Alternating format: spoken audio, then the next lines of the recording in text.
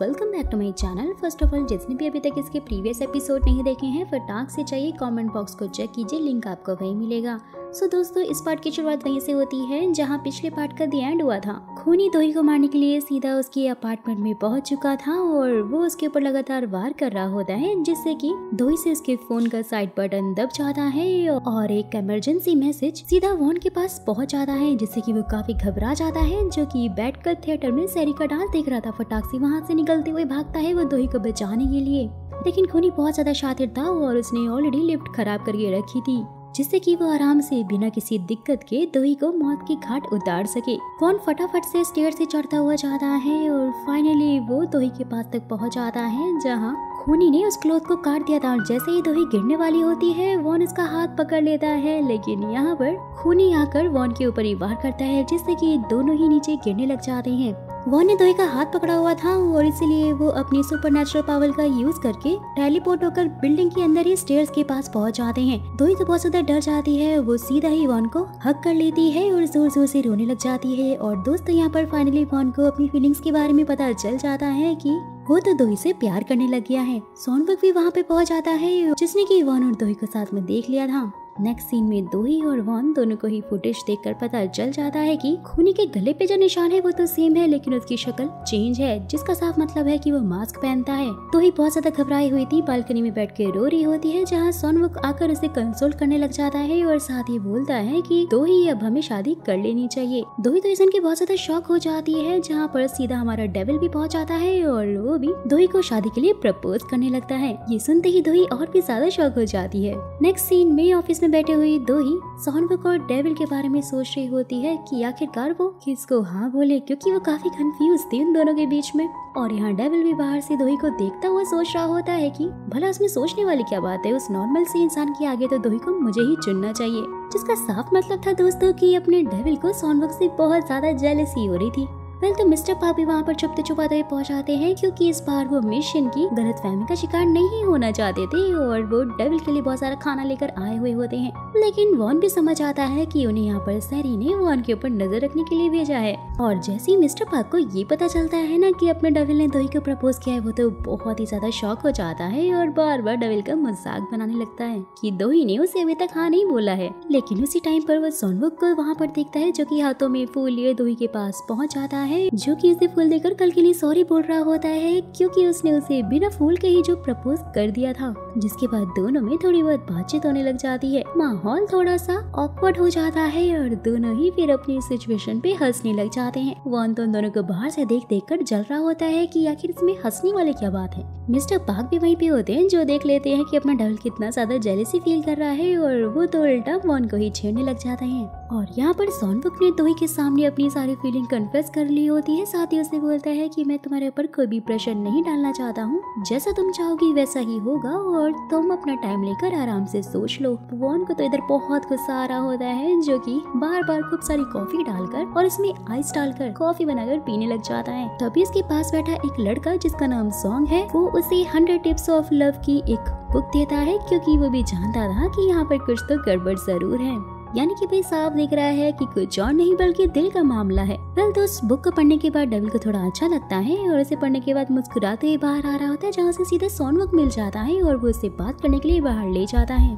सॉनबुक उसे बोलता है कि जब तुम ऑलरेडी एक बार दोही को रिजेक्ट कर चुके हो उस दिन, तो फिर तुम उसे प्रपोज करके कंफ्यूज करने की कोशिश क्यों कर रहे हो, जबकि तुम तो उसे प्यार भी नहीं करते और मैं दोही को बचपन से ही बहुत ज्यादा चाहता हूँ। वॉन उसे बीच में ही रोकते हुए बोलता है कि जैसे तुम सोच रहे हो वैसे कुछ भी नहीं है, मैं भी दोही को लाइक करता हूँ बहुत ज्यादा, लेकिन मुझे शादी से थोड़ा डर लगता है और इसलिए मैंने उस दिन उसे ना बोला था। लेकिन इस वक्त दोही की सेफ्टी मेरे लिए सबसे ज्यादा इम्पोर्टेंट है। और ये बोलकर वो वहाँ से गुस्से में ही जाने लग जाता है। सीन शिफ्ट होता है नौसुक को उसकी फैमिली के साथ में दिखाया जाता है, जो कि एक इवेंट पे होता है और अपने प्रेसिडेंट की स्पीच दे रहा होता है, जहाँ पर एकदम दास स्टाइल में दोही एंट्री करती है अपने डेविल के साथ। और उसे देखकर सब लोग बहुत ज्यादा शॉक हो जाते हैं, क्योंकि एक्चुअली दोही इस तरह के इवेंट्स कभी अटेंड करती नहीं थी और आज वो पहली बार आई थी। और जैसे ही वो बोलती है कि कल वो शादी करने वाली है और इसलिए उन सबको वहाँ पर इन्वाइट करने के लिए पहुंची है, सब तो बहुत ज्यादा हैरान हो जाते हैं। और साथ ही नौसुक तो सोच में पड़ जाता है, क्योंकि अब उससे उसकी प्रेसिडेंट की पोजीशन तो छीनने वाली थी। और जैसे ही दोही वहाँ से फिर जा रही होती है तो वो वर्कर में उसे खूनी को नोटिस करती है,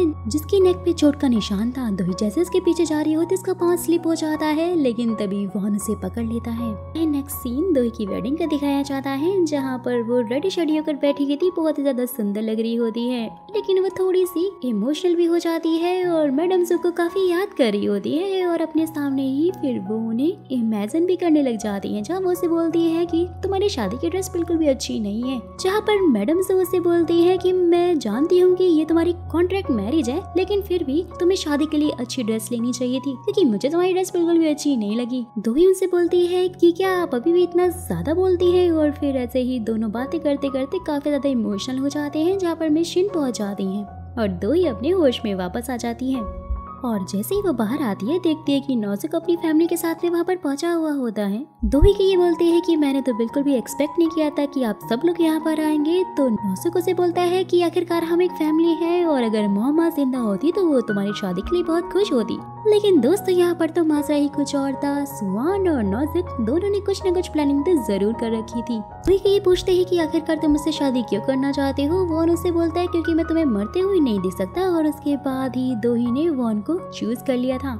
साथ ही दोही ने वॉन के सामने एक लंबा चौड़ा मैरिज का कॉन्ट्रैक्ट भी रख दिया था। दोनों की वेडिंग स्टार्ट हो जाती है, सारे रिचुअल्स चल रहे होते हैं, कसमें वादे ये लोग ले रहे होते हैं, लेकिन बीच में ही वॉन सबको रोकते हुए धीरे से दोही के कान में बोलता है कि जिंदगी भर साथ रहने वाला वादा तो हमारे कॉन्ट्रैक्ट में था ही नहीं, और ना ही ये पूरा हो सकता है क्योंकि मेरी जिंदगी बहुत ज्यादा लंबी है और तुम्हारी तो खैर छोटी होगी क्योंकि तुम एक मामूली सी इंसान जो हो। जहाँ पर दोही भी हल्की सी स्माइल देते हुए सिचुएशन को संभाल लेती है और बोलती है कि जैसा कॉन्ट्रैक्ट में लिखा है वैसा ही होगा। लेकिन सुहान की नजरें तो वॉन से हट ही नहीं रही थी और बोलती है कि ये तो बहुत ही ज्यादा हैंडसम है, और वही बेचारी जोई की भी आंखें भर आई थी। वो तो वॉन की शादी पर रोने ही लग जाती है क्योंकि वो तो भाई वॉन को अपने साथ जो सेट करना चाहती थी।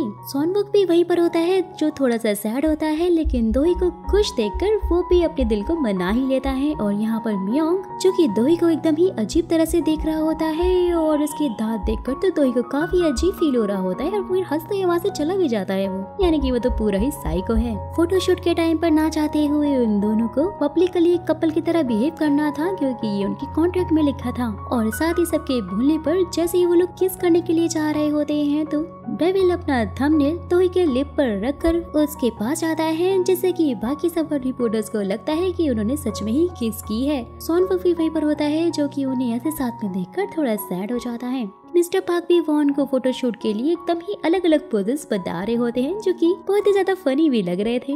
वहीं सोनमुख के ये बोलते हैं कि लगता है कि मैं ही तुम्हारे लायक नहीं था। तो ही उसे बोलती है कि ऐसा नहीं है, बल्कि तुम तो मेरे लिए सबसे ज्यादा अच्छे हो और इसीलिए तो तुम मेरी फैमिली हो, जिससे कि सोनमुख को थोड़ा अच्छा फील होता है। और साथ ही वॉन को देखते हुए बोलता है कि भले वो सबके साथ रूड हो, लेकिन तुम्हारे साथ वो बहुत ही अच्छा है, तुम्हें पसंद भी करता है। लेकिन भाई वॉन को तो दोही के साथ में सोनबुक बिल्कुल भी जज नहीं रहा होता है और उसके पास जाकर जानबूझकर दोही को बोलता है कि चलो बेबी अब हमें भी यहाँ से चलना चाहिए, यानी कि वो जानबूझ के सोनबुक को जला रहा होता है और जाते हुए उसे बोलता है कि अब वो मेरी वाइफ है और इसलिए उसे घूरना बंद करो। वही सैरी भी बहुत ज्यादा गुस्से में होती है, सारा सामान तोड़ फोड़ रही होती है क्योंकि उसे वॉन की शादी के बारे में जो मालूम चल गया था। मिस्टर पार्क भी वहाँ पर पहुँच जाते हैं और उसे समझाते हुए कहते हैं कि बॉस ने सिर्फ अपनी पावर वापस लेने के लिए ही शादी की है, लेकिन सैरी वहाँ से ये बोलकर चली जाती है शादी तो आखिर शादी ही होती है ना। खूनी भी यहाँ पर बहुत ज्यादा गुस्सा था क्योंकि इस बार वो फिर से दोही को मार नहीं पाया था और इस बार इसका निशाना कोई और नहीं बल्कि वॉन होता है और उसे काफी ज्यादा गुस्सा आ रहा था। दोही के फ्लैट पहुंचते ही वहाँ का सारा सामान बिखरा हुआ देखकर वॉन तो काफी डर जाता है, ये सोचकर कि शायद खूनी वहाँ पर दोबारा आया था। लेकिन दोही फिर उसे कहती है कि ये सारा सामान तो दोही ने फैलाया था और वेडिंग के चक्कर में उसे साफ करने का टाइम ही नहीं मिला, और ये बोलते ही वो सोफे पे जाके सोने लग जाती है। वॉन फिर उसका हाथ पकड़ता है और अपनी सुपर नेचुरल पावर से धीरे धीरे करके घर की सारी सफाई करने लग जाता है, जो कि गाइस बहुत ज्यादा मजेदार लग रही थी। काश ऐसी पावर हमारे पास भी होती, हमें भी घर की सफाई करने में इतनी मेहनत नहीं करनी पड़ती। तो उसके बाद दोही वॉन को लेकर एक डस्टबिन के बाहर पहुंच आती है क्योंकि एक दिन गुस्से में आकर उसने अपनी फेवरेट ड्रेस डस्टबिन में जो फेंक दी थी। वॉन की सुपरनेचुरल पावर का यूज करते हुए वो सारे कपड़े धीरे धीरे बाहर निकाल रही होती है, जो कि गाइस बहुत ही ज्यादा फनी लग रहा था और काफी ज्यादा इंटरेस्टिंग भी, जिसके बाद फाइनली उसे उसकी ड्रेस मिल जाती है।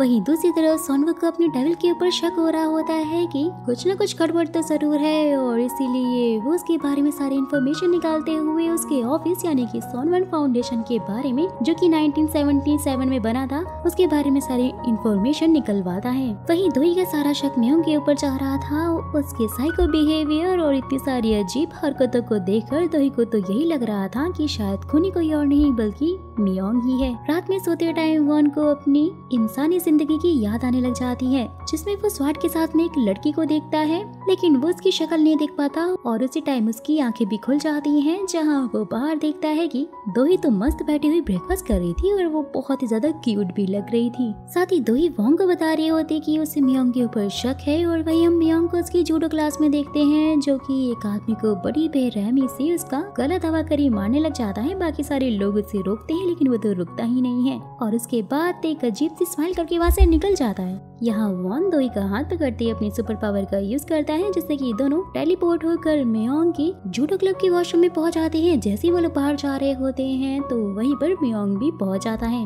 लेकिन उसे भी डाउट हो जाता है और वो बस उनकी तरफ देख रहा होता है, जहाँ उसका एक फ्रेंड पहुंच जाता है और उसे बोलता है कि आखिरकार तुम्हें हुआ क्या था, तुम तो उस बंदे को मार ही डाल दे। और जैसे ही मियोंग फिर उसे भी घूर कर देखता है, वो तो डर कर वहाँ से भाग जाता है। मियोंग भी वहाँ से ये बोलकर निकल जाता है कि काश मैं उसे मार ही देता। दोही अपना हाथ देकर उसे बोलती है कि जल्दी से मियोंगी गाड़ी का पीछा करो। वॉन बोलता है कि अगर अभी हम उसके पीछे गए तो या तो हम उसकी बैक सीट पर होंगे या फिर उसकी गाड़ी की डिक्की में, और इसलिए फिर वो लोग नॉर्मली टैक्सी लेकर उसका पीछा करते हैं, जहाँ अपना डेविल तो मस्त बैक सीट पर आराम करता है। जिसके बाद वो दोनों सीधा मियोंग का पीछा करने लग जाते हैं। छुप छुप कर उसे देख रहे होते हैं। मियोंग भी एक लॉकर को खोलता है, लेकिन वो वहाँ पे खाली होता है। गुस्से में उसे जोर से बंद करता है, लेकिन उसे डाउट हो जाता है कि कोई तो उसे छुप कर देख रहा है। जैसे ही वो धीरे धीरे आगे बढ़ रहा होता है, वॉन और दोही वहीं पर छुपे हुए होते हैं, जहाँ दोही का हाथ पकड़कर वॉन अपनी टेलीपोर्ट होने वाली पावर का यूज करने की कोशिश कर रहा होता है, लेकिन उसकी पावर तो बिल्कुल भी काम नहीं कर रही होती, जिससे कि दोही तो बहुत ज्यादा डर जाती है।